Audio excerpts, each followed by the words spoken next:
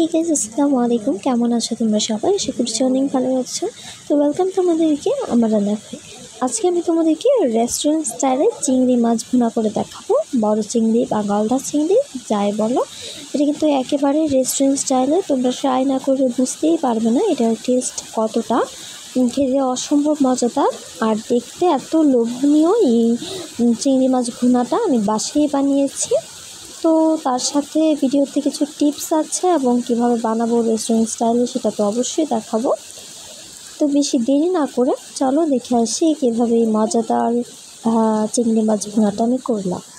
তো বন্ধুরা, রেস্টুরেন্ট স্টাইলে চিংড়ি মাছ ভুনা করার জন্য এখানে নিয়ে নিয়েছি হাফ চা চামচ পরিমাণ হলুদের গুঁড়ো, 1 চা চামচ পরিমাণ মরিচের গুঁড়ো, 1.5 চা চামচ পরিমাণ ধনিয়ার গুঁড়ো।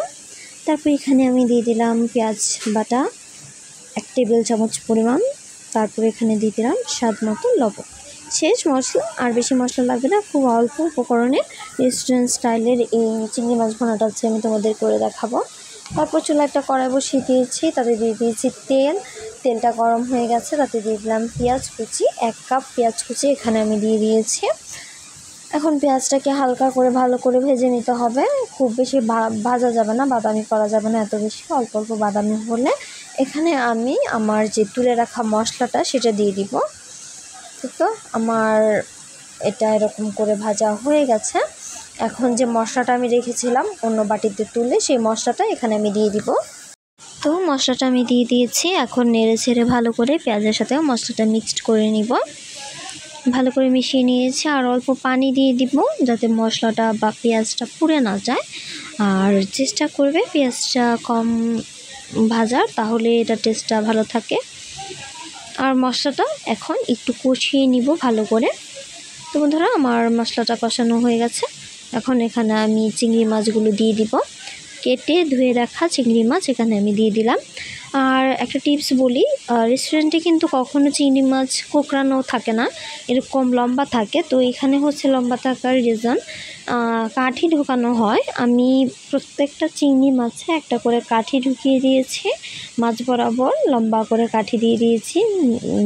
তোমরা স্টিক, কাঠি যে কোনো কিছু দিতে পারো, তাহলে হচ্ছে আমাদের এটা লম্বা থাকে চিংড়ি মাছটা। আর বাসায় বানালে কিন্তু একটু কুকড়ে যায়।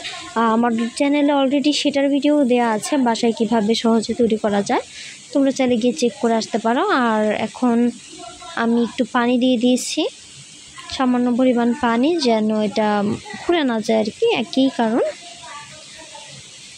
তো খুব সহজেই এভাবে বাসায় তোমরা চাইলেই চিংড়ি মাছ ভুনা করে নিতে পারো রেস্টুরেন্ট স্টাইলে। আমার কিন্তু চিংড়ি মাছ অনেক প্রিয়, তোমাদের কাদের কাদের প্রিয় কমেন্ট করে জানাবে।